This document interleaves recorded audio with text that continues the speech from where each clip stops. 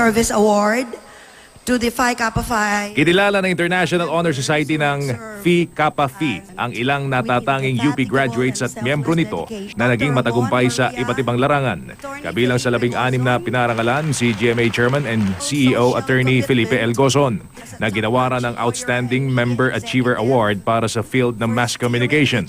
Kumpleto ang pamilya ni Attorney Gozon nang tanggapin niya ang parangal. Ako ay very honored and of course very proud dahil napabilang ako sa mga very distinguished graduates of UP na puro mga eskola. Kabilang din sa mga binigyan ng parangal sina PHIVOX Director Renato Solidum para sa field ng geology at dating Finance Minister Cesar Virata para sa larangan ng economics at business. Ang Phi Kappa Phi UP ay ang nag-iisang chapter ng International Honor Society sa Pilipinas kung saan ang mga miyembro ay mga scholar at graduates na nakakuha ng karangalan.